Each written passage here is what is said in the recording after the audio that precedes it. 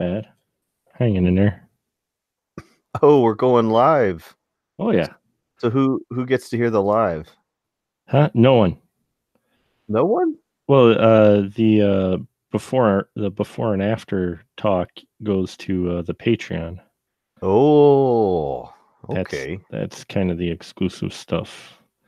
So like the Patreons hear what I'm saying right now? Yes, they will. Unless I cut it. So Oh, they okay. they they, they have before too. So Okay. I thought I let you know about that. I'm sorry. If you have No, a you problem no with it, no no no you did, man. Oh. I think I forget and I get on here and start making dumb jokes. No, your jokes are great, man. Well, if you laugh at them, then that just encourages me. I loved your dad joke, that's for sure. That was Man, such you know what? that was Where I such a get that dad joke. That was well, such a dad. where I get that humor from, honestly, was the drummer in the second band that I was in, but like it was the first band that actually like, you know, went out and played out a lot. So we actually had a van and everything, and he drove, and that was his sense of humor, and he was like 18 years Wow. old. And like I just really picked it up from all the time in the van with him because like I didn't drink or get high or anything. He didn't, or he didn't when we were because he was the one that always had to drive because we were all too too young. Sure. And so that was his humor. And he used to just try and see how he could make somebody squirm with his cheesy jokes, and I used to just try to like one up him. And our humor was built on that. And the interesting thing was he became a dad before me. And I was like, man, you got the jokes for it. And he's like, well, shut up. You do too. And damn if he wasn't right. Nice. So I bet that was, I've been making dad jokes. I enjoy it. I'm settled comfortably into them. They're fun. And yes, they're fun to make cringe and inducing jokes. So Oh, yeah. And I've taught my kid to do it, except for I told her, after you say the joke, you got to go, get it? Nice. Excellent. Because now she's like, why did the giraffe cross the road? Why? To poop on the other side. Get it? And like, because I know if people don't laugh at the joke, they're gonna laugh at her going, "Get it?" Oh yeah, no, that's a good plan, man. You gotta have a tag of some kind. The joy, the joys of kids. Yeah, man, for real. I love it, and then mine now are they're at that age now to where it's like, oh crap, man. They're, my youngest at the end of the month turns 17. No, Yeah, dude. yeah, and my So oh, go ahead. I was gonna say, who got the car? No one yet, actually. They neither one has shown much interest until the past few months into learning how to drive. But where we live. You can walk to just about everywhere you need to. Oh, awesome! God, that's the best. We only live like a mile and a half from downtown. Do they do like Where bicycle or skateboard or anything like yeah, that? oh, yeah. Well, my youngest bicycles, but my oldest he goes to uh, the tech college downtown, so he takes the bus or walks. But they haven't really had a need to drive. And I'm like, the way people drive nowadays, you know, Yeah, I mean, I was not in any hurry to learn either. I took driver's ed basically to give my parents a break on their insurance. It sure. was their idea. Um, just so I'd have that on the record when I did.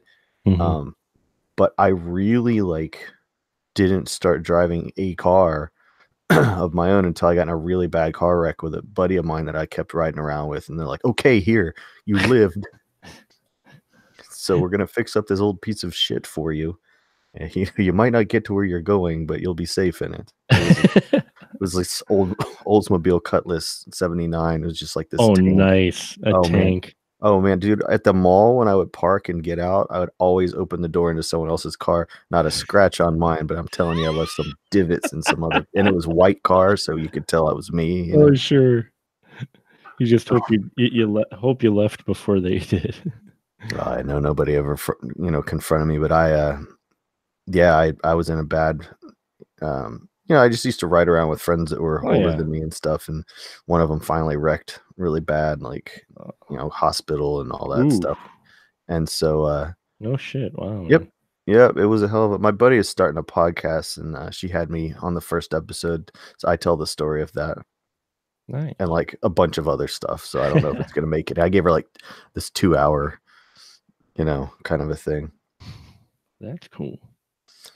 Yeah, it's Christina who is, she's been on some of my episodes. Sure. She's, like, Mhm. been going to the movies with me a lot, and so she's been kinda doing that because Kate is busy with, her getting married and stuff like that, and Yeah, when some of that's her coming up soon, isn't it? Or is that they got a while yet? they haven't set the date. Oh, Or they no, they haven't. did set the date. It's in August, Oh, okay, yeah. but they haven't sent out, like, formal invites Yeah. just to save the dates, but, like, yeah, Kate's kinda having to dial back a little, but she already was because she got, she has some, uh, pretty serious concussion there Yeah. last year, and she's still kind of dealing with the effects of that. Yeah. Those are never fun. Nope. So how long you wanna give, Kara? We'll give her a few minutes yet. I'm not, like, in a She hurry or anything, I was No, just I saw she did see the Hangout invite, so, yeah. um Well, I mean, yeah, if you wanna do, like, 10 or 15, that's fine. I don't mind. Did you see, they're doing a third Bill and Ted's? Oh, man, very excited about that. Very excited about that. There's, W What was fun with that announcement is it looks like they're excited about it. oh, yeah, well, they've been trying to get it made for a really long time. I mean, those guys, the I don't remember where Freaked was in the timeline Mhm. of Bill and Ted and Bill and Ted's Bogus Journey, but, that movie kind of, like, is so underappreciated. Freaked? And Yeah. Freaked, yeah, Mhm. and, it's not a proper Bill and Ted because even though Alex Winter's the star, Keanu Reeves is basically, undistinguishable. He's the dog boy. Yeah. But, like, I loved those movies, you know? And, Alex Winter has stayed, like, as a director, he's stayed really, like, He doing really interesting work, mostly, like, documentary. he's done, yeah, documentary work, and then he was directing, actually a music producer too, if I remember correctly. I don't know, but Because I read up on it, and he produced some animated stuff as well, like oh, behind the cool. scenes stuff. Yeah, Um, and, I mean, on MTV, he was doing the Idiot Box back in the day, and I loved the Idiot Box. mhm. In fact, I think Freaked kinda grew out from there, but, I always feel like if you do 2, you should do 3. Unless it's, like, a clear part 1, Cut, part 2, yeah. beginning, end, you should go ahead and do 3, you know? Make it a trilogy, yeah. But And no, then if you do 4, you gotta go for 6. what why I'm also excited about it is, just because of the title, I'm like, "Okay, cool, they're even gonna play it off as being older," you know? Oh, sure. You know, Yeah. they aren't gonna try to from what it looks like, they aren't gonna try to do the old, "Oh, we're still" like, picks up right after, you know? Oh, no, that's impossible. No, Yeah, I mean I yeah, think they're playing themselves as their correct age. yeah. So, but I am definitely excited about Bill and Ted's. That was the first soundtrack I bought on cassette because 'cause I'm old. Um, hello, Hey, Cara. Kara's here. Hi. Hey. Hi, I'm How you Andrew. We haven't actually met, and we're not gonna meet because this is not real life, but still, hi. Yes, Andrew Cara, Cara Andrew. Hey, So, yes. No, I enjoyed the Cronenberg, the one you guys did, with Dawn and with Shivers. Yeah, Tanya, yeah, with Shivers, that was yeah. so great. That was so good. It Very was. well done.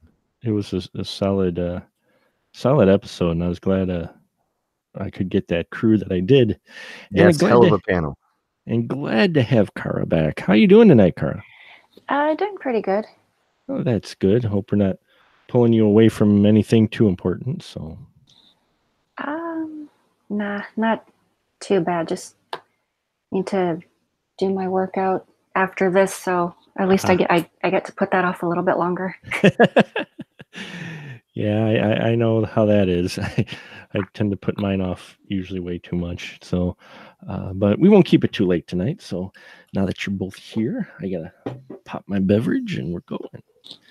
I do have a Lynn Lowry story that I can give you for your Patreons after we're done, but one of you guys has to remind me.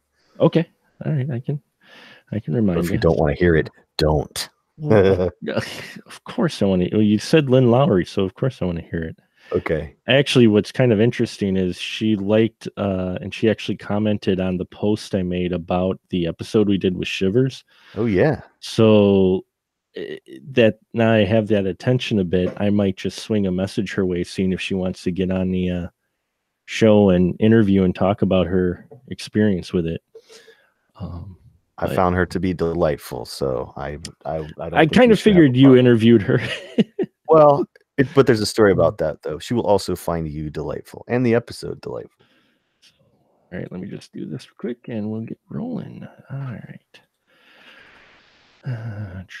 Close that. Close the Facebooks. Yeah.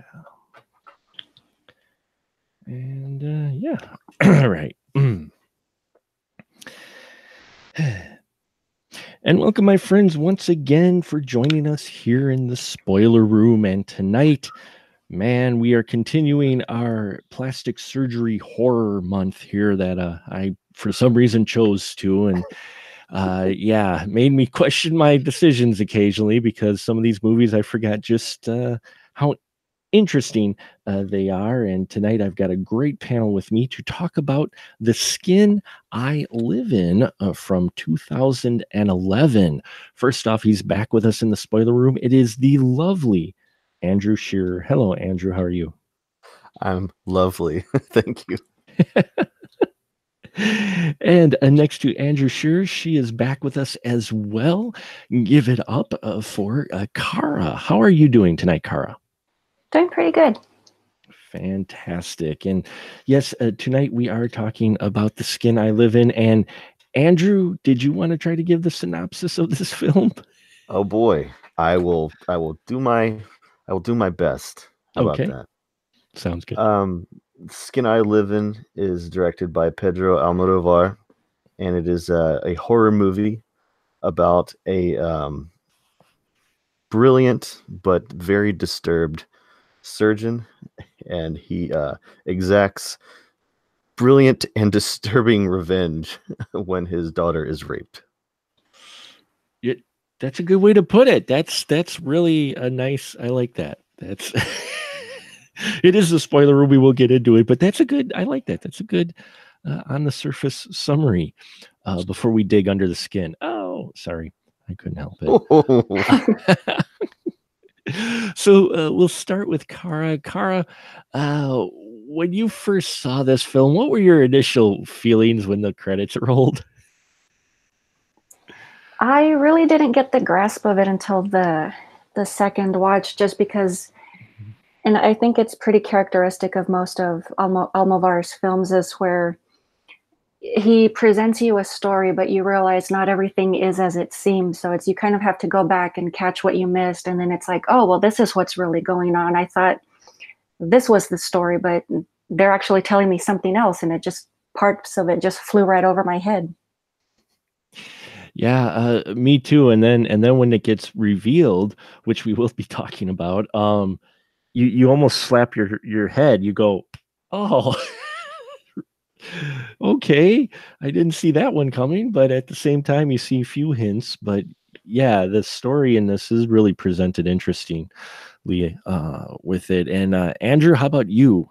With when you first saw The Skin I Live In? I remember being really excited about it. I remember seeing the trailer at the theater. You know, this was like his first like really big commercial release, if I'm not mistaken. And I remember it showing up in the trailers. Like, what the hell is this? Because it just showed the woman in the mask running around in that, you know what I mean, with the knife, and we're going like, oh, this does not look like, you know, one of his other movies. But we'd heard that it was a loose remake of Eyes Without a Face, the classic 1960 French horror movie. And so when we were watching it, all we were doing is like comparing that, you know what I mean, in our heads, I think. And so I'm kind of in the same boat as you guys, where there's so much more to it than that. And I don't feel like I gave it a fair chance back then.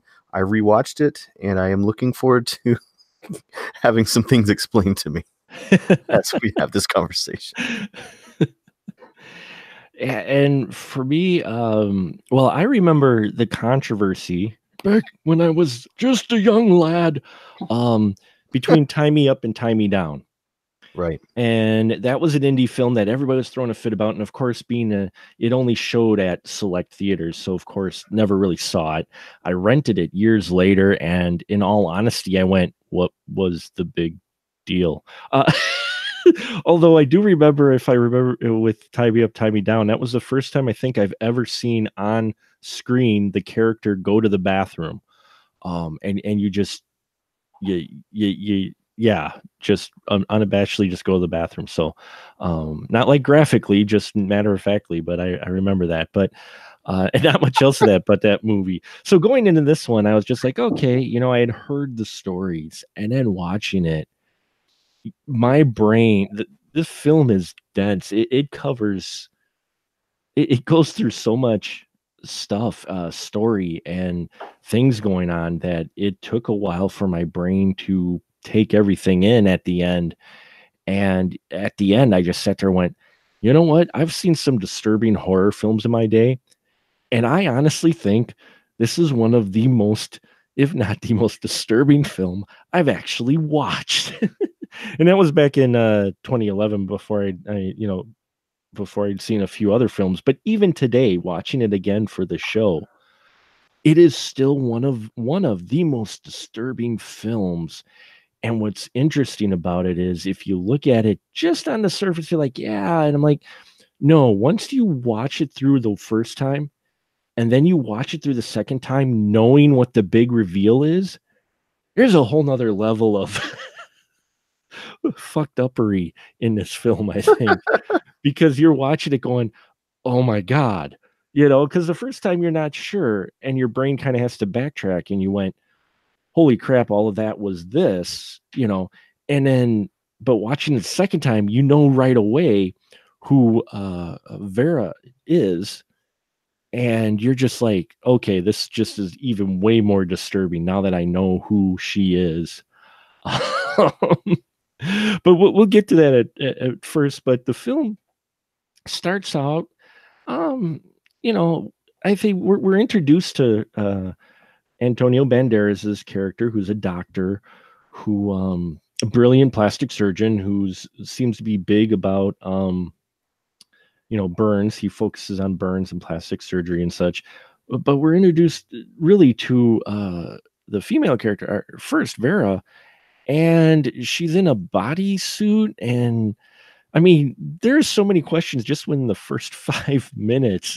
Andrew, would you agree? I mean, he opens this film. I mean, she's getting antidepressants. She's in a bodysuit. There's mute. I mean, how would you think about this film opening just with pretty much leaving all these questions just like right away? I mean, he doesn't pull any punches in the first 5 minutes, I don't think. Well, again, it's a really kind of commercial way to open your movie, with a lot of sizzle and action, Yeah. But it also kind of ties into what we talked about Hitchcock's theory of suspense, which is letting the audience know, more than the characters know, so that then he can get that nonlinear thing going and create that mystery and suspense. It's like, well, we've got these little pieces, and now we're sitting there the whole rest of the movie trying to put them together. And so we do know more. I think it makes it scary. Like I was totally gripped by it. Yeah, well, because you're wondering what's going on. Why has he got her locked? Why does it seem like she's okay with this, yet not? They talk about her.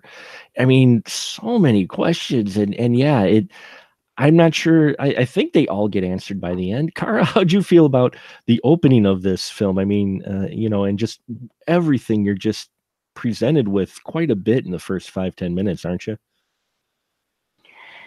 I wasn't really too sure what to think. I was kind of half thinking, is this a private patient, or is she a prisoner, or Hmm. what's really going on, especially because there's only one way in and out of the room, and obviously that's she doesn't have the way out of there.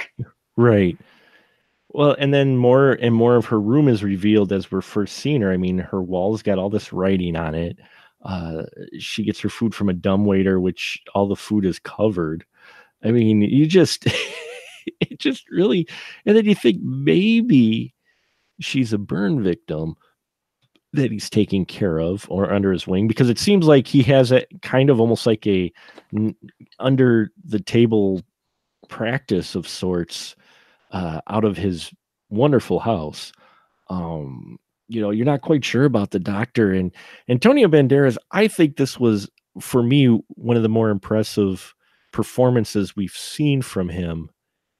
And, you know, uh, Cara, what'd you think of Antonio Banderas as the Legrand character, a Lagarde character?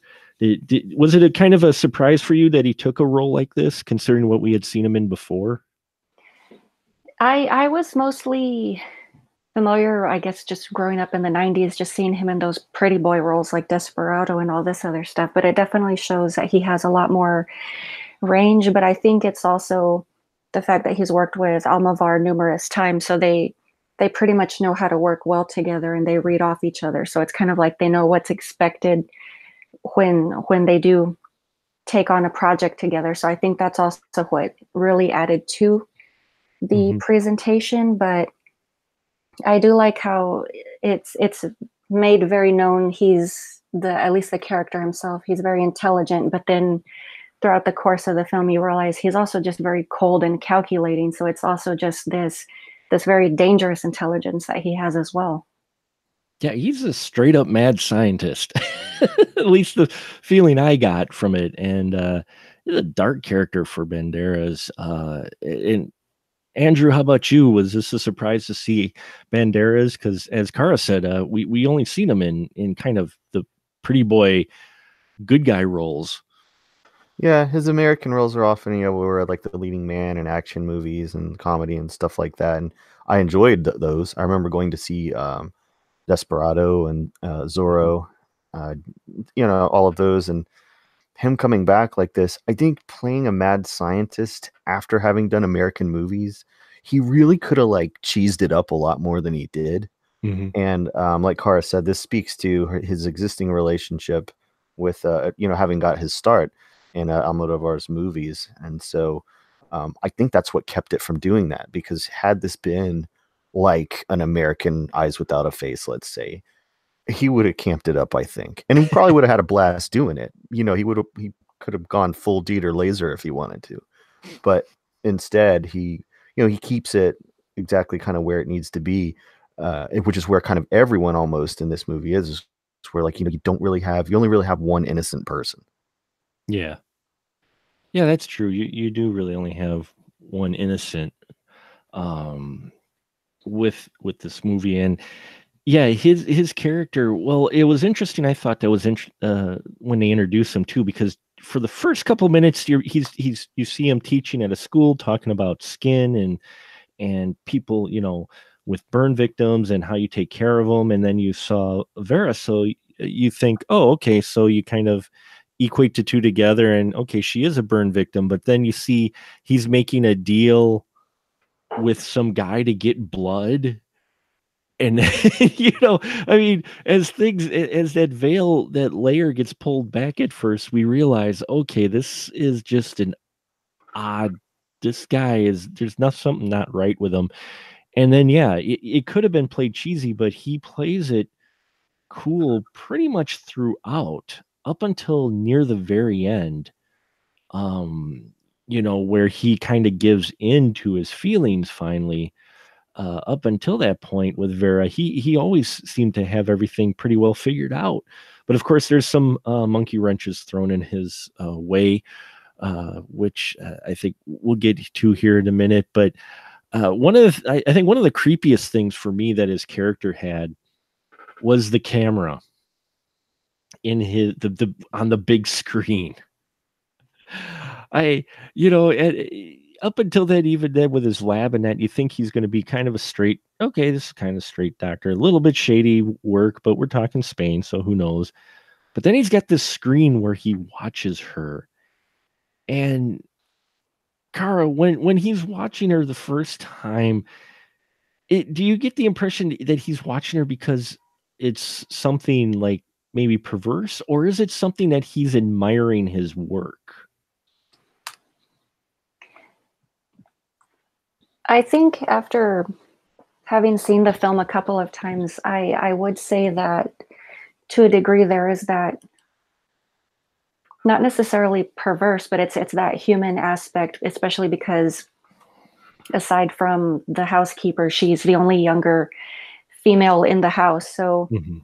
it's I would say it's natural that he feels some sort of an attraction or some sort of a feeling towards her, especially because he modeled her after his wife, who was a person that he obviously still very much cares for. So it makes sense that he would watch to monitor just to make sure that this person doesn't harm themselves. Plus, just that whole, I want to say to a degree, just kind of like the fatherly aspect also, because Vera is somewhat of a surrogate daughter, but then later on there is that kind of like this whole Oedipal turn that Yeah. does happen.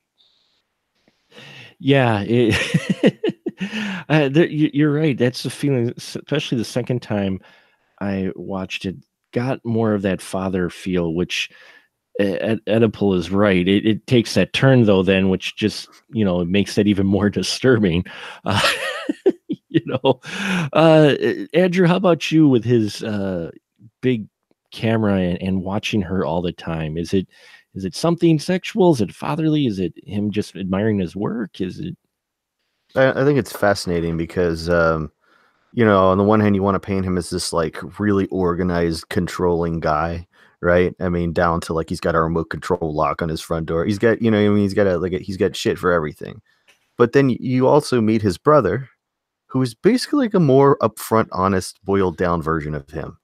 The guy in the tiger costume, Oh, who, the tiger, yes. without question, him licking those screens to me is the yuckiest thing in the whole movie, aside from what should be the most horrible things that happen. Just in pure creep terms, he sees her, and not even in detail. He just like, well, whoever this is, I'm licking this TV and I'm finding my way in this room.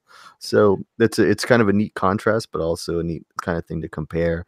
But a good way to show that, many times over in the movie, that he's in absolute control of, everything, including like life and death and all of that. At least, well, at least he thinks he's in control, Well, which I sure. mean, for the most of the film, he is. I mean, and when something that does seem to get out of control or just start to, he seems to be able to plug that hole up pretty quick. I mean, you mentioned Tiger. He's gone when Tiger shows up, and that's when we get the reveal that Tiger's his brother, and the maid who's been there the whole time, who she really is, being both their mothers, which I found another interesting twist. And what happens with Vera and the tiger and her reaction to the tiger, I thought was interesting. And it was one of the more things that I was kind of trying to wrap my head around of her reaction. Because one, she seemed to try to run away, and then she tried to play to him to see if she could catch him off guard. Maybe I wasn't quite sure. That was just a disturbing scene, but it was also I found it interesting on how her reaction was and how she played the interaction with this very violent, grotesque, upfront individual. Kara, what'd you think? I mean, it's disturbing at all when you see violence like this, but her reaction, what did you think about that? And what do you think maybe they were going for? Was it just trying to get the tiger off balance, or was she, I was a little confused on this scene, compared to the way we've seen scenes like this before.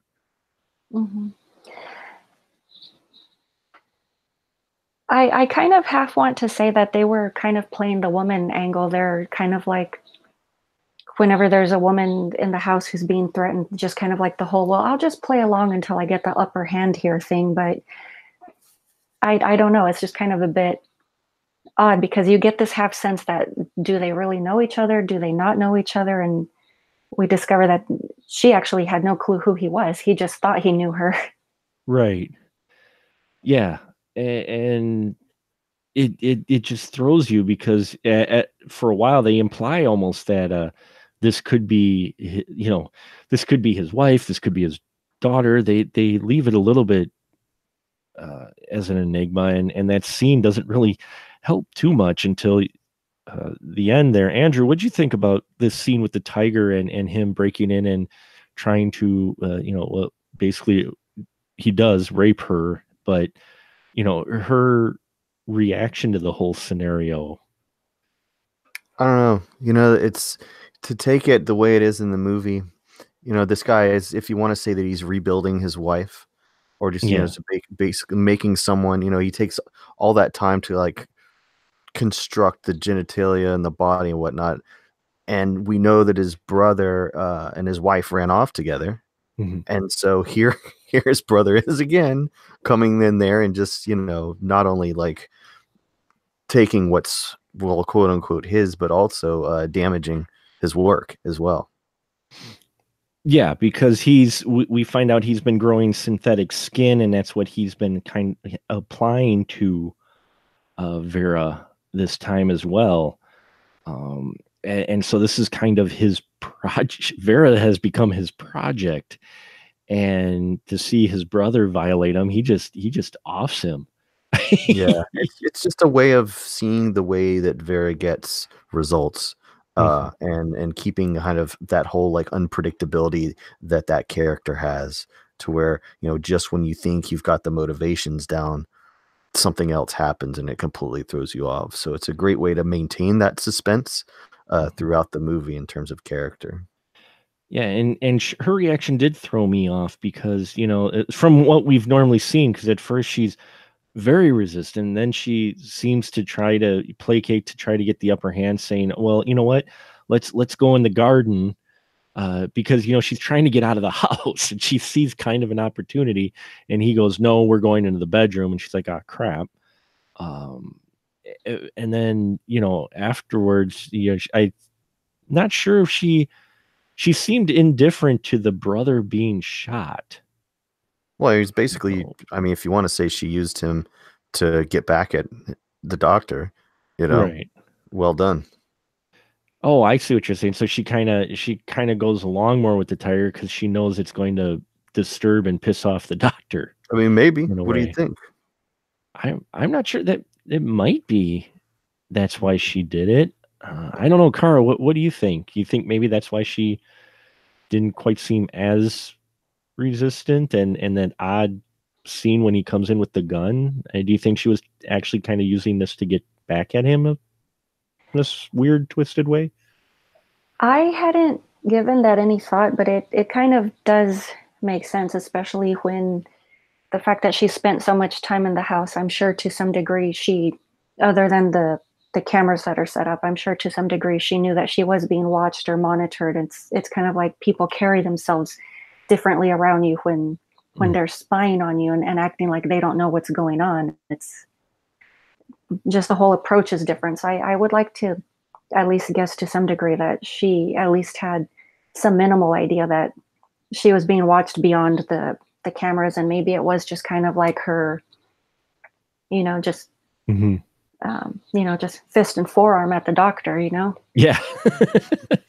Well, I mean, I did at the top of the show put this movie in the basically the rape revenge category, and that's kind of where I put it when I first saw it. But I am definitely not married to that idea, and would be happy to think I do think it's more than that, but that's kind of still where I was operating when I rewatched it. And the pretense that this is a deconstruction of that kind of subgenre of a commercial film, but still there.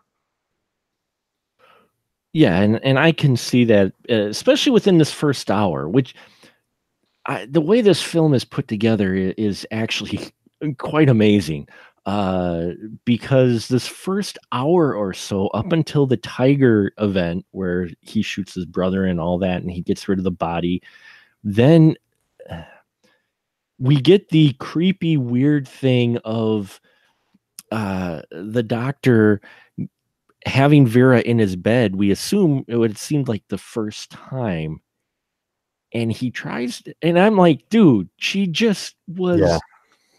And the doctor tries to have sex with her. And is this kind of an alpha male thing of him thinking maybe felt he had to do this to what, for lack of a better way to put it, I do apologize to everyone, but lay claim to his, or take claim back of his project, basically, which she obviously, this is a person, but in his eyes, is this kind of the way of him doing that, Andrew? Or I just think it's a way to show that he actually doesn't care about anyone else.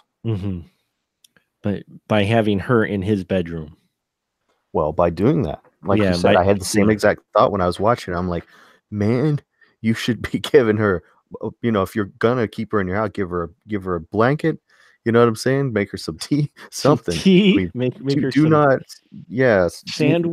Yeah, this is the total wrong thing to do, and so, it shows of what he actually thinks of her and how he operates as a person. It's not about saving lives or making anyone's lives better. He's operating purely for self-interest. He is. And Kara, how about you with him having her in his bed then afterwards, and that whole scene? What do you think his motivation was behind that? Would you say something like Andrew was saying, is that he just doesn't care and that she was his? Or, what do you think maybe the motivation was with him on that? I just kind of still, I'm more inclined, and I guess just more from a woman's perspective, I'm just kind of more inclined to just break it down to it just being more the primal and just giving into that, since he's been watching her for so long. And maybe to some degree it was a reminder, like, well, you do belong to me. I've been taking care of you all this time. You're my property. I will do with you as I please. But it is just kind of weird. It just kind of,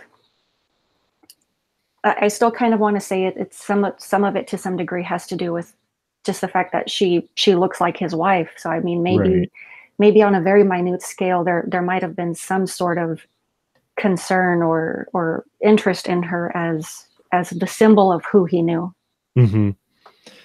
Yeah, and her looking like his wife. I mean, the maid at one point even says, "I wish you didn't choose her face." And when you realize this, he did use the face of his wife. That just it just makes you wonder exactly just what is going on. Does he see his wife? Is it her? And then, so that's the first hour or so of this film, and then we get these sequences to where we start learning what truly happened, and that's when things really take a disturbing because Kara, who do we find out Vera actually is?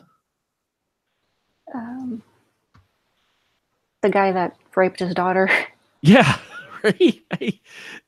It's like, wow, which then makes that scene where he's trying to make love to her even more, like, you're just like, what is going on in this guy's mind? Because yeah, I mean, it is the guy who raped his daughter, who caused her mental trauma, that eventually led to her killing herself. But there's also another added element with that event that happened at the wedding when she got raped. Andrew, the disturbing of his daughter. You remember what the doctors were saying, why she won't go near her father? Oh yeah. And that was really great. Cause when you're watching this in 2019, it is different than the kind of mind you're watching with when it came out. Because I think people now are much more in tune with the idea of someone being a survivor rather than a victim of something like rape. Because if you didn't die, you're not a victim, And so I got to say, first of all, if we don't ever come back to it, Bianca Suarez, who plays his daughter, is the fucking most amazing actor in this whole movie. That's my opinion. because she has very little to do and very little screen time, but her face in every scenario, be it when she's at the party, be it when she's, you know, being about to be raped by this guy, and definitely in that hospital when he comes in, because she was knocked out when she got raped. He knocked her out, and he left on his motorcycle. When she comes to, the first person she sees, and she's still lying on her back, was her dad. So when he comes to visit her in the hospital, she just screams and runs in the closet, and that is a very, very, very real thing. Mm-hmm. And the movie, for, there are moments maybe of dark humor, or it could be argued that it's handling some of this stuff irresponsibly. It makes me think of and sorry to ramble about this, but the assignment that Michelle Rodriguez made a couple of years ago, right? Where and the idea that a surgery like this is some sort of nightmare or punishment, it could be seen as a completely reckless decision, or even just having that as a plot device in and of itself could be seen as offensive. But with this treatment of this particular situation and this particular character and the way that she plays it, definitely in the moment and upon reflection, I feel like it has the exact kind of power it needs. And if we do want to call it a rape revenge movie, as responsibly handled as maybe you could possibly do it. Well put. Yeah, the scenes with his daughter and her performance, those felt all too real, which I think makes this film even more disturbing, is because you're sitting there and you now that we are aware of those things, I know it was heartbreaking and disturbing for me to see her react like that, and that she was put, because of the events, she was now in that state. And the fact we learned that her mom was burned, and her mom ended up tossing herself off the porch in front of her, and then she has this happen, and it felt very real to me. Cara, what did you think of the daughter's reaction and how they handled her character? Do you think they handled this situation responsibly with her, or do you think it was played up at all? I don't feel that it was overgeneralized or exaggerated, but also if you just kind of look at it from like the archetype sense of where she's just been this pampered girl, at least from the outside perspective, but then you actually get to see all this darkness that's really surrounded her. I think it makes sense that at some point in time, things like that, regardless of how well she's been carrying herself all these years, they do eventually catch up, because there's never any mention of whether she saw a therapist or had any sort of a counseling. I get the impression that maybe it was just all brushed over and she just had to keep moving forward. So there was no actual closure or anything. So it's, I don't know, I guess just kind of eventually things just got on top of her, and that was just the only solution that she had available to her, at least in her mind. Yeah, and you're right about the building up, because there's a conversation the doctor has, we find out in this flashback at a wedding, where they're asking about how she's handling it since her mom died. And you get the idea that, she's on all different drugs, which it sounds like just what if she is seeing a therapist, they're just medicating her heavily. And yeah, all the events she's experienced caused her to crack, and then this thing, the horrific thing of rape, and then she kills herself, which adds further to the darkness of the doctor character, who has kidnapped the guy who did the act and has slowly and methodically changed him into a woman that looks like his wife and almost kind of resembles his daughter a little bit. Maybe it was because the wife and daughter were, it just maybe because of the casting, but the face almost looked a little bit like his daughter's too, which was just odd and creepy. But finding out that Vera actually is the rapist of his daughter, and he seems to have these feelings for her, was just that really messed with my mind. Cara, how about you when you finally get that reveal and you're starting to see these events unfold and how he's handling, treating her? Is it really hard to wrap your brain around? Like how could this be, how could he justify any of this? You know, as far as his feelings towards Vera near the end.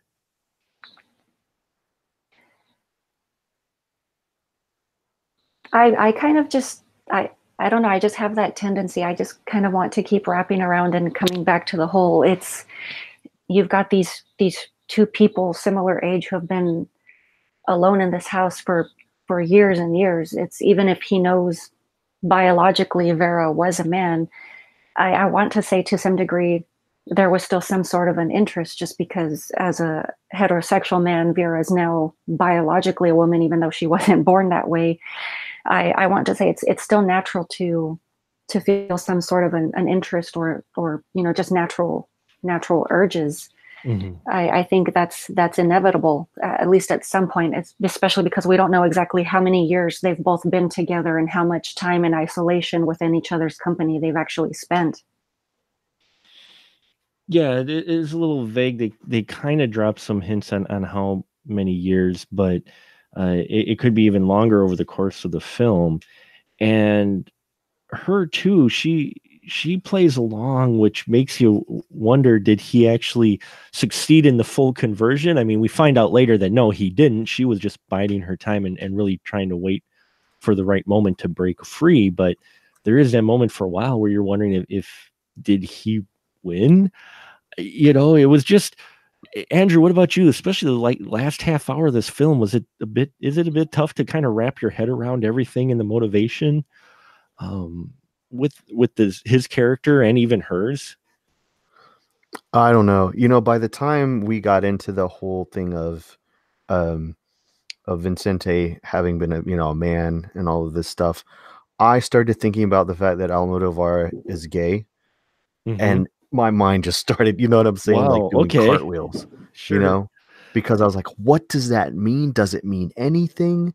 You know, and I started to think about how female centric is most of his work is, and how like generational a lot of the stories are. And I just wasn't quite, I don't think I was there. That's why I was looking forward to talking about this, because, you know, at that point, my mind was just doing cartwheels, you know.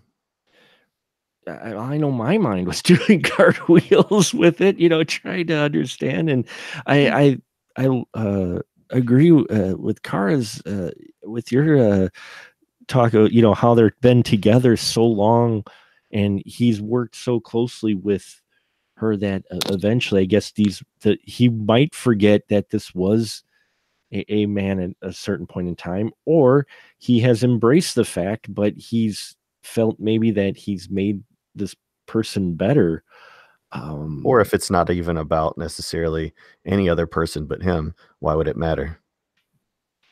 Oh, so you're thinking maybe that it's centered around him. He feels he won, especially after she started to show affection towards him, or at least not find him repulsive, and actually appeared to want to be with him, that he thought maybe he won, and that just played to his own selfishness. Well, it's a good way to set up that ending where he's totally got by her, you know, and a good way to kind of forward the idea that maybe she was just biding her time and waiting for this, and not giving him any reason to think she's not going to grab the closest weapon and kill the shit out of him, you know? Yeah, that was the part I mean, that was the part he sends her on a shopping spree, which again, his way of thinking, I'm like, that's what, here, she has the card, go buy what you want. I'm like, how chauvinistic can that really be? I mean, just, oh yeah, he can buy her. You feel like almost, and then he gets called out by his coworker saying, yeah, I know that Vera is actually a guy, and she covers for the doctor, but they're in bed that night, and she's like, oh, I left whatever down in my purse, and he just like, oh yeah, okay. And I'm just sitting there going, ego is such the major, Achilles heel to all these main crazy doctors. And she does exact her revenge pretty quick on everybody. Kara, do you think this ending, as far as, because here we have the person who was a rapist, who's had all these things done to them because of that act, and now she is exacting her revenge, yet at the end you almost feel sorry for this person, at least the way the film makes it sound. Would you say that they're leaning towards that even though this person did this horrific thing, by the end they actually have you feeling for the rapist in some way? Or I want to say to some degree they did kind of pull those strings a bit, but then you also have to consider the fact that this is a person who was taken and had their physical appearance changed against their will. Something like that is definitely very disturbing. It's something that could have broken him, but as far as coping mechanism, they have all of the writing on the walls. They use yoga, so they definitely made an effort to at least persevere, because I want to say, at least to some degree, they knew eventually they'd get out of this. Otherwise, there would have just been that desperation and mental collapse. So I want to say that there's definitely a lot more strength there than that. You kind of have to really look between the lines in order to see it, especially if you're looking at it from the aspect of they kept their mind together all this time. And then once they saw the opportunity, they actually played that card to get the upper hand on the doctor and eventually did get out of there. But I kind of want to say you kind of get kind of like this little half prize at the end, because he gets out of there and makes his way back to the dress shop, talks to the girl he always liked to, which now, if something were to work out, that relationship were possible because he's a woman. Yeah, and she was a lesbian, which is an interesting ending for the film, and it almost is implied, but I just thought it was strange that the film would set up a character like this to, at the end, you do kind of get to where, okay, well, this person who's a rapist has had this, but at the same time, hey, the rapist got away from the very crazy mad scientist. I mean, Andrew, what do you think? Does this leave an audience a bit conflicted with exactly how they're supposed to feel at the end? Is there some payoff? Well, he's fucking with the way that like the archaic eye for an eye stuff that we tend to want to see in movies. And because, the rapist in the movies, like something like I Spit on Your Grave, classic example, is then the one that is then murdered, right? Right. But because the person died that this person raped, the dad could have easily run him off the road and, shot him, and that would have been it. But instead, he chose to work out all this other stuff, which, then he could have just been like, all right, well, I'm going to show you what violation is. I'm going to show you what losing your humanity is. I'm going to show you what being a piece of fucking meat is. I'm going to show you what cruelty is. You're not going to get off easy. We skipped over the part where he'd had this guy chained up in a, windowless, airless basement, starving him to death, giving him no water, no food, and he hadn't seen anyone. So, you think about it, like in movies, the way we punish people, and in life, the way that we punish people, and the way people are just canceled these days, and, on the one hand, you're like, yes, good. Fuck you. Yeah. You don't deserve anything. Look what you did. You took someone's humanity away. But it does make us think about like our ideas and feelings about that, and our like kind of biblical need to see revenge happen like swiftly. It totally turns it on its head. And I remember when this film first ended, I was like, I'm not sure how I'm supposed to feel about this. Because was he rehabilitated? Do you feel? I think so, actually. I mean, I think he was rehabilitated. It's an extreme way to go about it, but I think he got perspective. That's for sure on what he did. He did not get away easy for the crime he did, and I think he did get rehabilitated.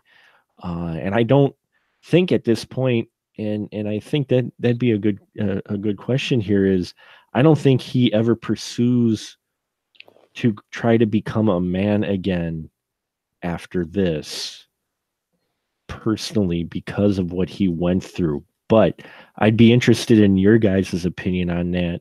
Say after all these events, and he finally catches back up to his mom, and and her coworker, and they have that moment just before the credits roll. Kara, do you think that Vincente tries to go back to being a man, or does he accept what has happened to him because of his punishment and stays a woman? My assumption is that they did remain a woman, but not necessarily because they've accepted some sort of a punishment that was forced on them. I kind of still want to go back to the fact that while they were being held captive, the entire time they were there, he was working on self-acceptance, which to me just kind of references back to the title, The Skin I Live In, like becoming comfortable with who you now are and self-acceptance and just moving forward from there. I mean, very quite literally the skin that was put on him, but also just the metaphor of being comfortable in your own skin as a person. I think at least that's the way I kind of want to read into it in reference to the title and how maybe he may have moved on, or how he was able to actually exist and just mentally survive all of that. Do you think maybe he was more comfortable then in the skin he was in, or that he grew to be comfortable, or was this something deep inside him maybe? I'm just more he grew to be comfortable, just kind of he learned to accept this new body, this new face. So it's just more self-acceptance in that sense rather than just letting it tear him apart, like, well, I'm no longer a man. I no longer have this penis which defines my sex. I'm a woman. But he doesn't look at it as, oh, I'm just this weakling either. It's not in the sense of he hasn't been downgraded the way the doctor intended. But I think he just finds just more that strength in this whole thing, just to, the inner strength rather than. So I don't want to play it off as it's a metaphor for one sex being superior to the other or any of that either. It's just, I just always read it as he just learned to be comfortable with who he became and he accepted that. Cool.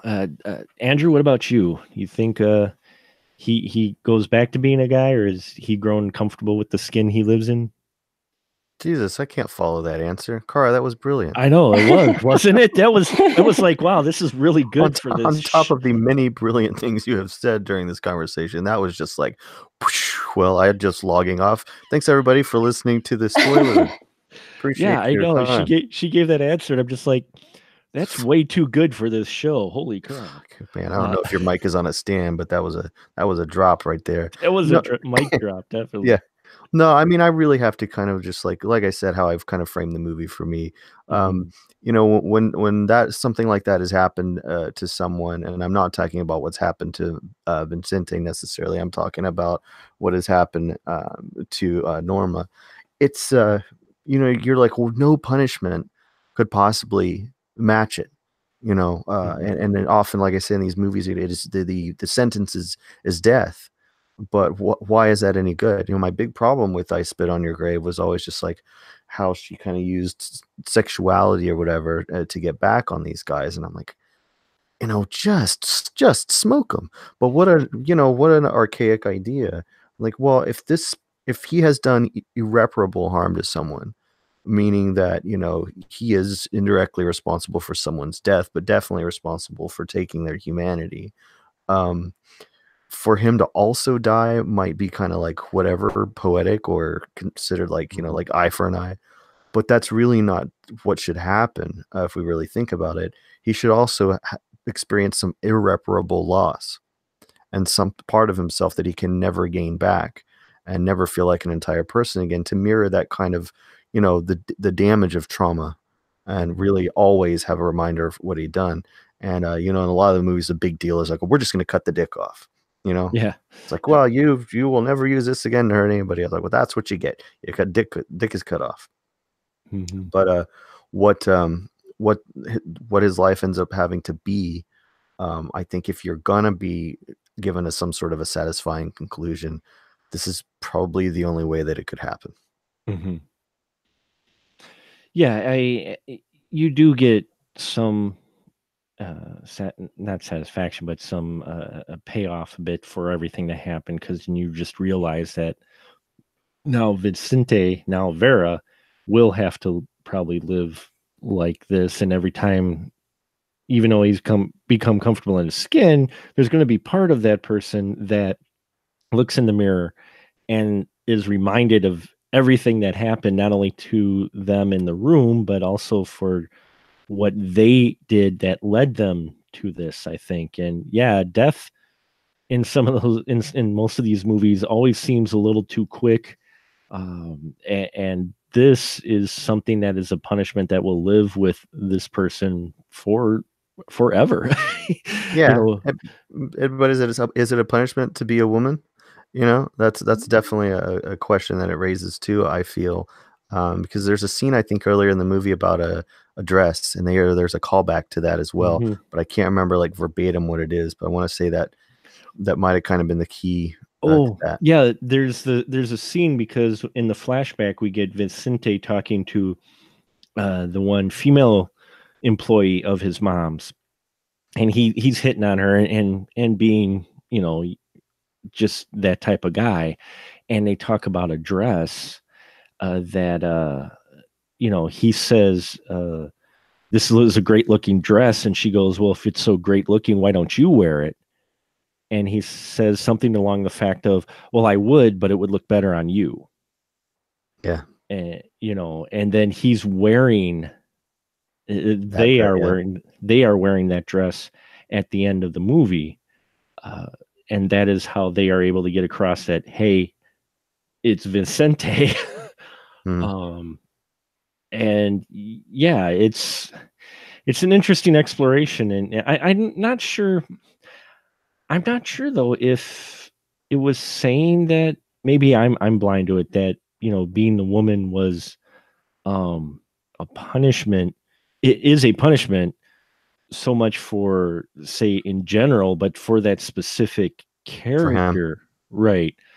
I don't think it's trying to make a generalization of saying, oh well, women, becoming a woman is a punishment, so much as this person who was like this, we saw him, always hitting on, even though he knows she's a lesbian, he's hitting on her and being, stereotypical guy type things. It's a punishment for him. I don't think they're trying to make a statement about a general statement, but that's just the way I took it, was that this particular character, this would be their ultimate kind of, Yeah, punishment sentence. we can't forget that he is guilty of something. Mm-hmm. Yeah, through the whole time, you can't forget that, and that's why I always found it weird that, and it goes along with what Cara has been saying during the show, is that people living together long enough, something's, it just naturally is started occurring. It just surprised me, considering the doctor, what this person did. It seemed like the doctor almost forgot that at some point. He got lost in his own project, basically, and almost forgot his original motivation for doing things. I think it became more for him than just the revenge after a while, because he was so good at it, for lack of a better term. But yeah, the film, when the credits roll, there's so many things that hit your head, and then you watch it again, and those questions, I think, are still kind of there. And speaking of questions, I was wondering, Andrew, did you have something we didn't cover that maybe you wanted to talk about some more, or had some questions on that we can discuss and maybe flesh out? I don't know. Are we running long? Flesh out. That was good. No. Thank you. Thank you. No, we're not running. We're still doing good. So, well, I don't know. We can do an Almodovar related question, or I can nerd a little bit about some trivia. What do you want to hear? let's nerd on some trivia. All right. So the woman who plays the servant, his helper, I cannot remember the character name. Marilla. Marilla. I don't know. The movie is full of support players that have been in his other movies. Mm-hmm. And it's interesting to know that his movie after this was like his silliest, like straight up goofy comedy. You know what I mean? That he ever done. See, I'm doing it. Damn it. Go And ahead. but then No. Volvaire was kind of veered toward the supernatural. There's was a ghost in it, the movie I think before this. All right, but that actor, I noticed on Wikipedia it's got her selected filmography. What they left off of it is one of the most disturbing movies I've ever seen. It is called In a Glass Cage. Trazel Cristal. Have either of you heard of In a Glass Cage? I have not. Cara, have you? I never heard of it. Man, your listeners will be interested in this movie. And it is something that, interestingly, has some parallels with this. It is about a guy who is, as a boy, is molested by a Nazi, and I can't remember if he was raped or what, but it was completely violated by a Nazi. Years down the road, grows up. And he ends up as the caregiver of a guy in an iron lung, an old man, and he finds out that was the guy. And and it's a revenge movie too, but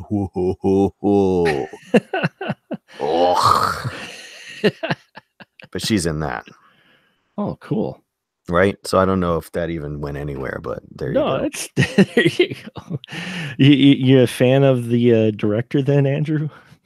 Of Almodovar? Yeah. Or I think, yeah, I think the guy that made In a Glass Cage is, I want to say maybe it's Villaronga or something. I can't name you another movie that he did.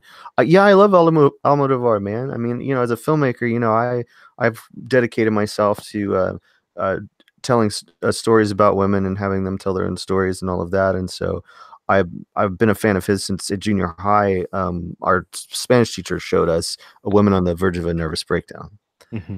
And what a thing to show to kids, pretty much. But we were like ninth grade or something like that. But still, fantastic. I love his movies. I haven't seen the new one, but I did review Julieta, and I thought it was brilliant. I love how he never completely went back to 100% reality. I feel after this, he was on this sort of, he started to kind of veer into movies that leave themselves open a bit more to interpretation. Things that weren't quite as spelled out for you, a little bit more mysterious.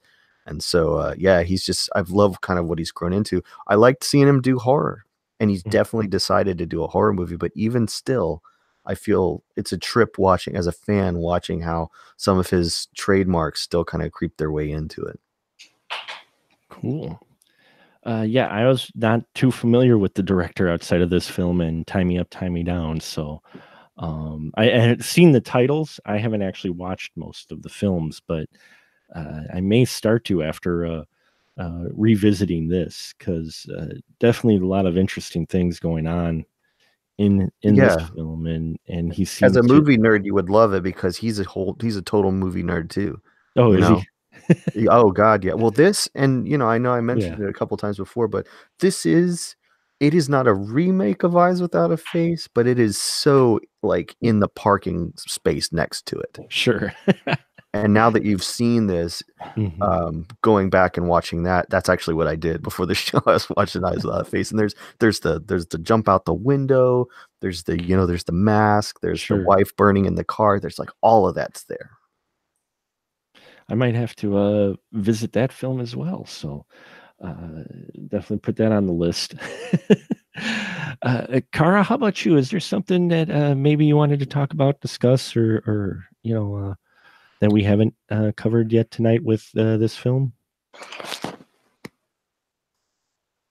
I mostly just kind of a half thought that just occurred to me while y'all were discussing earlier, but it kind of makes me go back and question, why on earth would he put his wife's face on his daughter's rapist, putting the face of someone you love on someone you absolutely hate. And then there's kind of this whole correlation of, without, love and hate cannot exist separately, which is kind of weird in itself. I don't know, maybe I'm just overthinking that, or just a little loose bit of lint that I pulled on and realized I'm tearing the sweater up. No, I like that. The love and hate can't live without each other. Andrew, what do you think? You think maybe you've got some of that going on? I think, once again, an amazing observation. Holy shit. All right. So let's say that he just hates his wife for what she did.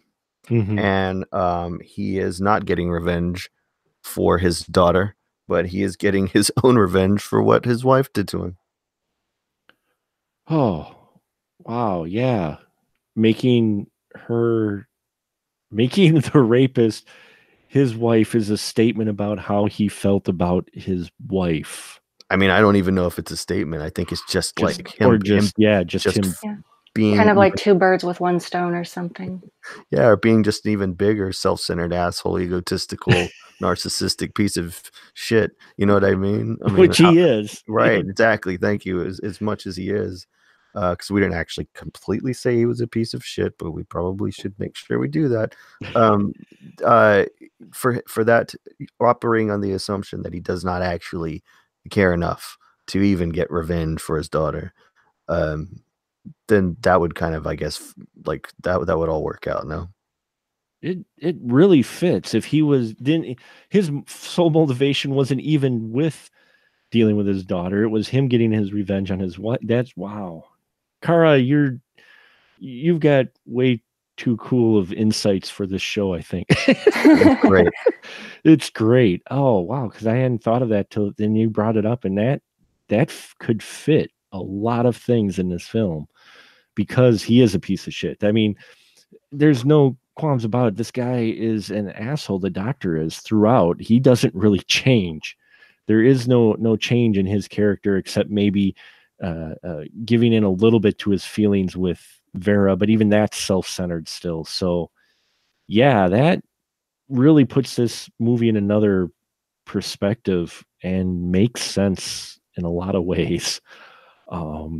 Maybe it's always hard to tell. I love movies where it's kind of hard to tell what the director exactly was going for. But Kara, you definitely bring up a number of great points that definitely would fit this film, and could be what he was going for. I'm not sure if it is, but that really does fit the love hate and getting his revenge and with his wife. And yeah, that now it just makes me almost want to watch it again. But I may need some time on that. I mean, I think that's what makes it such a great film is that they give you enough little puzzle pieces to where you actually want to continue chasing the breadcrumbs. So they don't actually feed you the story. They kind of give you enough to where maybe you put in some filler and you kind of make your own little story out of it. And it gives you more to continue to think about. But each time you go back and rewatch it, you see and you notice something different. So it's never the same story every single time you watch it. Yeah, and it's great when you get a film like that because the rewatching it makes it almost like a new film. When you approach it again and see other things, you're right about it. Watching it this time, second time around, while I knew the main core, I saw different things, and suddenly I took things differently than I did the first time. Which there's a lot to take in with this film. When the credits roll and you've watched the whole thing, there's a lot in this film. This is a pretty dense film as far as subjects and things going on. Because you're absolutely right, Carl. The breadcrumbs they give you, you don't get really definite explanations on everything, which is my favorite type of movie personally. I don't like when my hand is held too long for most films, and yeah, it's definitely one of those films. So final question of the night, and we'll wrap it up here so we don't go too long. And it's a question that has popped up on the internet all the time. So we'll start with you, Kara. Is this a horror movie or a thriller? I kind of want to just break away and just refer to it in musical terms. It's more of a fusion because you've kind of got, to a degree, some dark psychology going. You do have the thriller aspects, but then you've also, it's kind of like mad scientist and bio horror. It's not just one specific theme. You can also just to some degree call it a drama. Yeah, it could very well be a drama, especially Spanish drama, because I've seen some of those and those get pretty wild. But yeah, Andrew, how about you? Horror film, thriller? Is it a fusion? I probably already called it a horror movie like a few Yeah. times. So Yeah, I don't you think did. That's true. I don't know if I've changed my mind about that. Hmm. But I know that Almodovar considers it horror because he deliberately wanted to play in that genre, you know. Hmm. But to me, there's because it has so much in common with a horror classic, and also follows a lot of those suspense uh, beats as far as going non-linear and all of that. I just feel I can remember back to the audience when I went to see it were fucking horrified.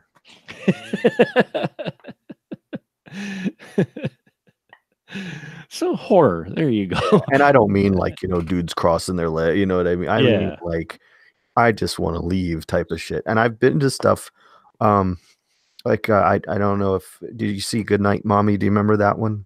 Oh yeah. Hmm. I remember just a row of women there, probably students, and they were getting visibly uncomfortable with just the creepiness. You know what I'm saying? It's like, Hmm. when's something just gonna make a loud noise and scare me? What's this going on here? Uh, and at one of them, at one point, just taps her friend on the shoulder. I'm out of here. She just laughed. And it makes you feel great because you love to see an artist actually work. And Mhm. so I do feel as though he was meaning to be scary. Yeah, and I think he accomplishes that without any jump scares or anything along that lines. It's still a scary movie, and I consider it a horror film, body horror especially. Uh, and I think Roger Ebert even described it as such, or in his review, or mentioned it that it was a horror film without any scares or in your face type of moments, but still overall it's a pretty dang scary movie.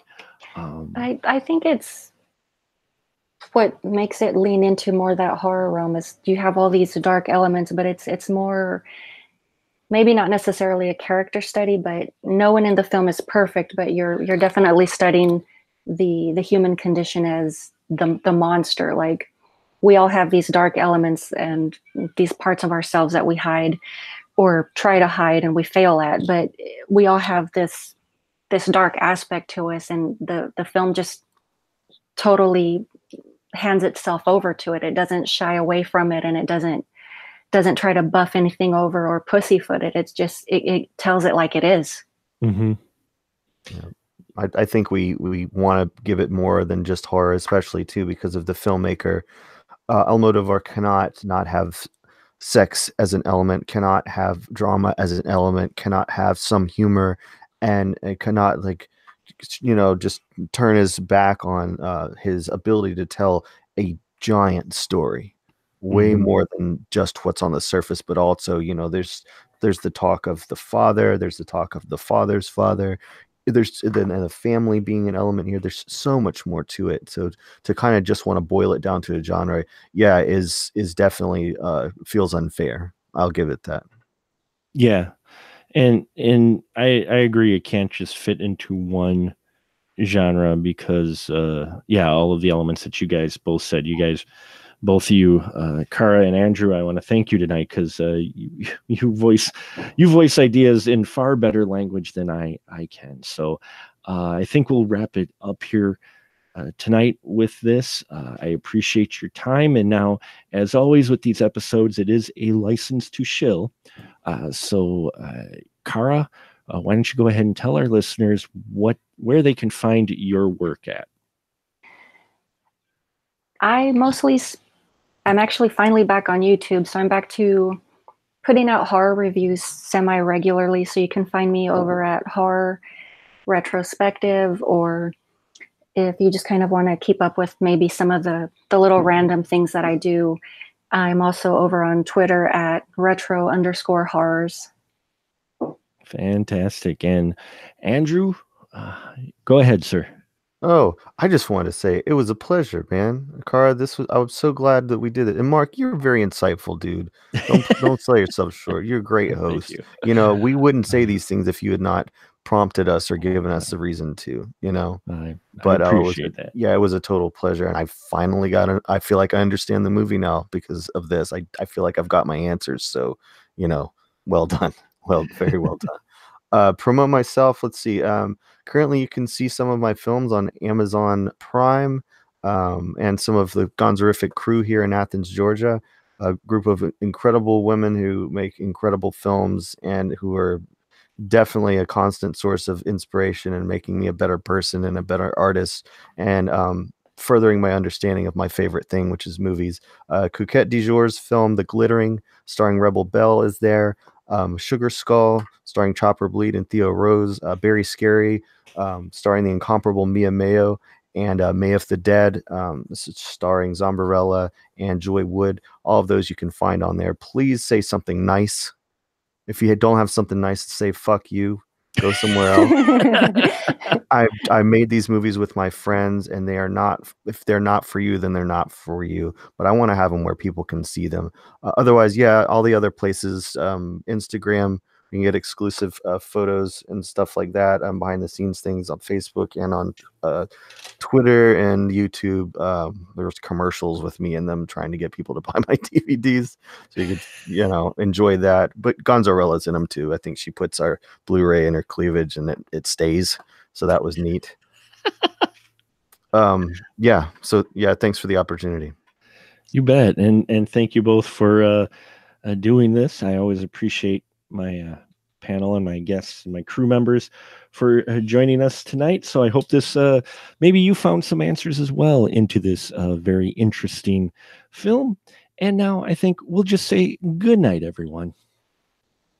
Buenas noches, right? Buenas noches. That's what. Buenas nachos. No, I'm not. Now I'm getting hungry.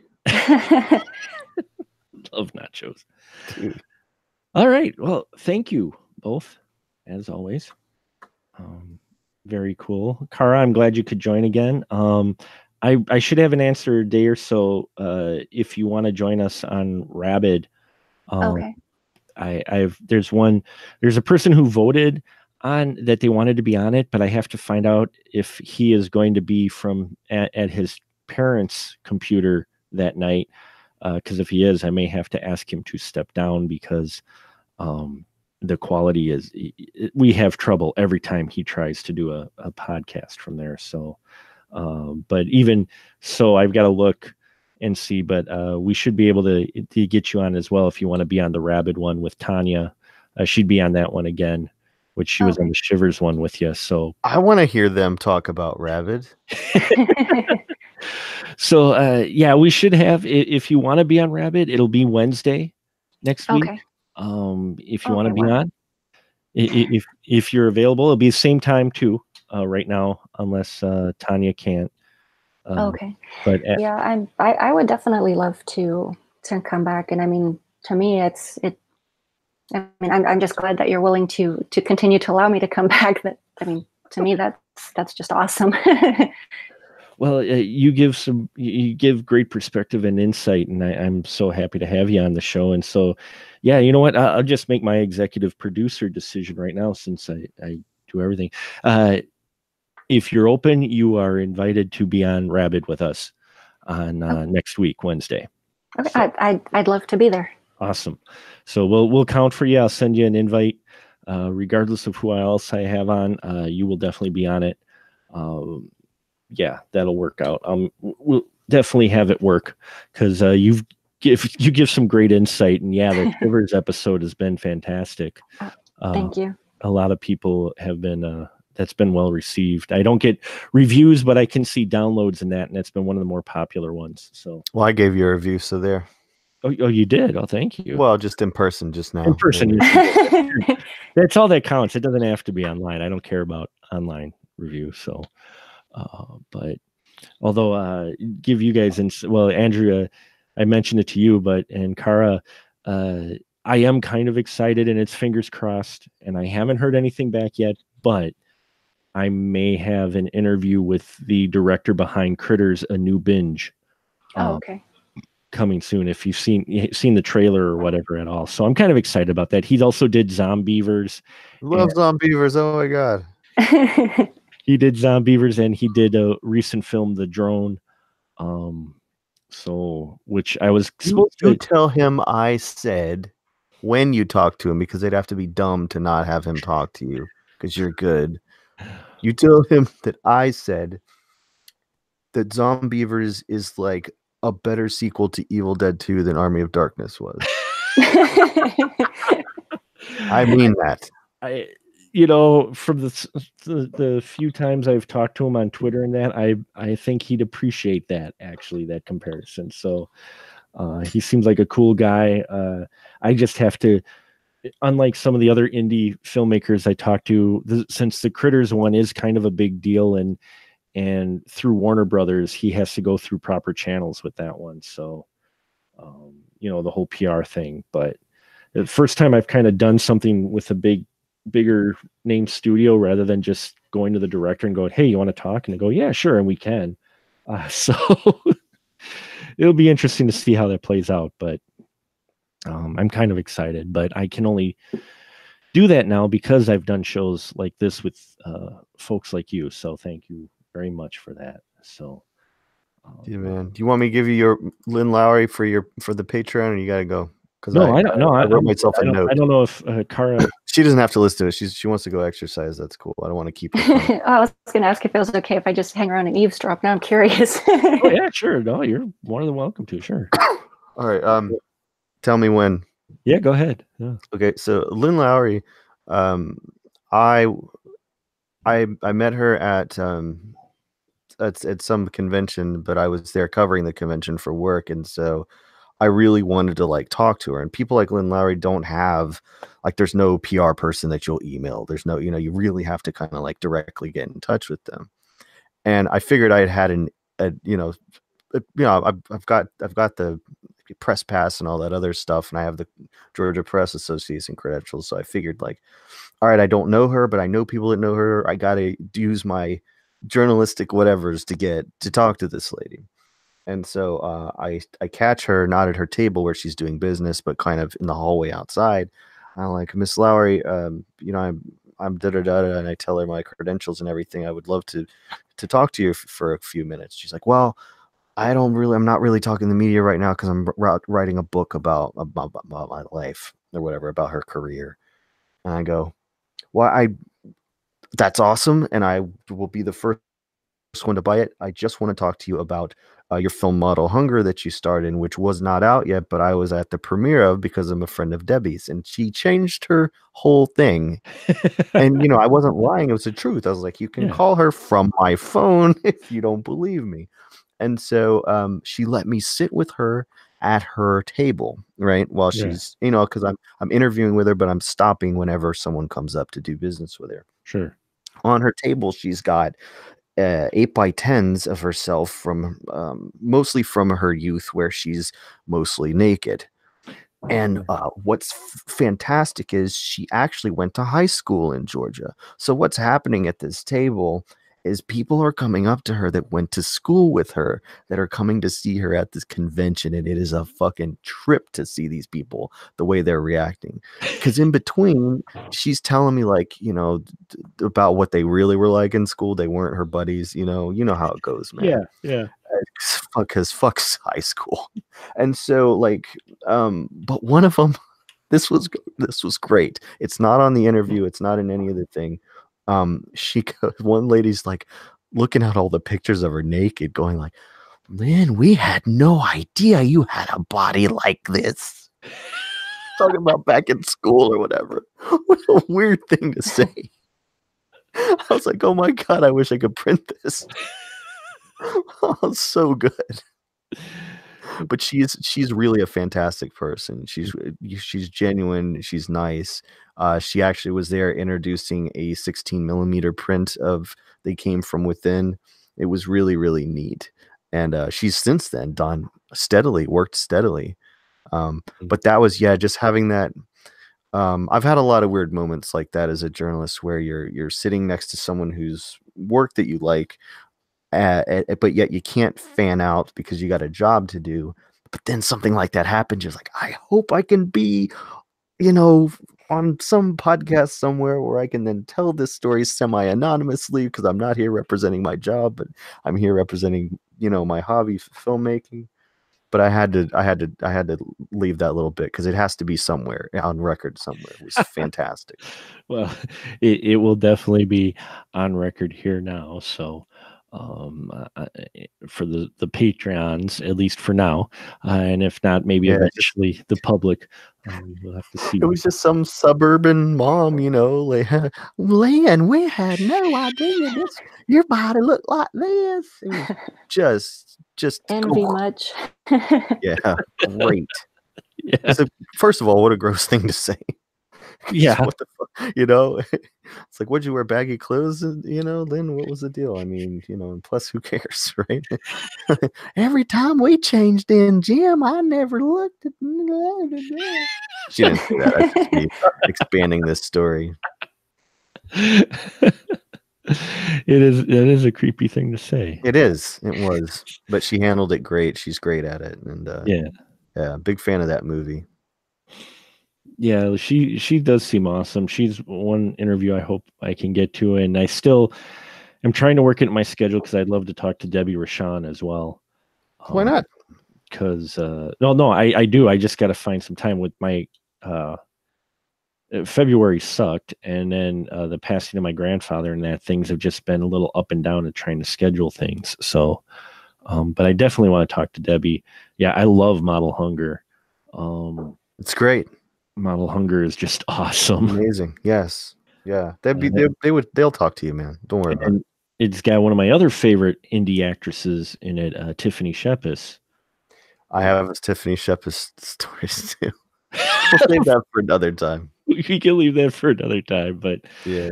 I came this close to meeting Tiffany. She was supposed to be at the Madison Horror Film Festival in Wisconsin, because she did an interview with Corey Udler and Derek Carey when the Astro Radio Z podcast was in its old format. And they did an interview and they were on, and they challenged her. They were going to challenge her to a cheese curd eating challenge. Unfortunately, she couldn't travel. And I think it was at the time, I think she was pregnant at the time. Mm-hmm. So unfortunately she couldn't make it. So that's why they had I forgot who it was that they had filled in. I filmed it, but but I was that close to meeting her because I was going to interview her, but I did interview Robert Z'Dar that weekend, so that was awesome. I was going to say, you have a chance to interview Shepis at some point in the future, but not Z'Dar. So yeah, it was. I am very fortunate. I feel very fortunate that I got a chance to interview him. And one of the last interviews, actually, before he passed, and it's still one of the top videos that is watched on my channel, is his interview. So that's cool. And then talking to the guy who did High on the Hog, and that's got Robert Z'Dar in it, and so him talking about that film was kind of cool as well. I have video of Robert Z'Dar drunk at a convention yelling racial slurs at Henrik Kuto because he thought he was an Indian.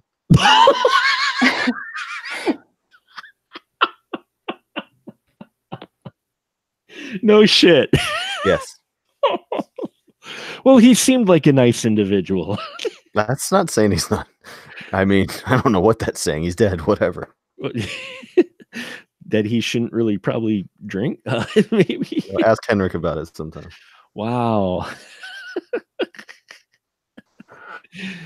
Oh, Andrew, you need to write a book about your life. No. I'm going to write a book about Lynn Lowry's life. We're going to write it together. Well, there you go. Next time I see her, I'm going to be like, hey, man, give me $80. I'll give you that tape I made. No, I'm just playing. I thank you for putting positive things on the internet. If I don't tell you enough, man, what you do is extremely rare and very, very important. I've become more and more disassociated with any type of film conversation because people can't be nice anymore. Yeah, I run into that even more so now with the horror. And Cara, I'm sure you notice it as well with conversations. Things seem to get ugly really quick with horror films nowadays. They can, but I kind of compare it to like people who are comic book enthusiasts. It's even if somebody is expressing their own thoughts or opinion or something, I think it's really funny how somebody will just get wound up really quick, and it's like, hey, chill out. Somebody doesn't like Batman. They didn't insult your wife. Right. The thing I usually say is, "You're so mad." So mad. Just type it out. You're so mad, aren't you? You're just a mad You're person. so mad. You need to open your action figures. Come on. That's usually the best response because it just makes them more angry. You're so mad. It's like whenever you're driving in traffic and you didn't realize that you accidentally cut someone off and they flip you the bird, just wave hello. There you go. Oh, that's the best. I got to remember that one. Just like pull up to him. You know what, man? I feel so bad about that. You want a popsicle? I just bought the popsicle here. Let's have a popsicle, man. Let's be cool, okay? Oh man, the popsicle melted. So here's some Kool-Aid. Here you go. Yeah, it's like, oh, I got another one in my pocket. Blam, a bird. All right. Unfortunately, I have to drop out here, folks, as well. I got an early morning tomorrow. So, but thank you again. I'll let you know when this is up. And Kara, yeah, we'll talk next week, Rabid, with you and Tanya at least, and maybe one other person. So, okay. So, well, look forward to it. I can't wait to hear that. This was a pleasure, folks, homies. To be continued. To definitely be continued. Thank you all. Right, man.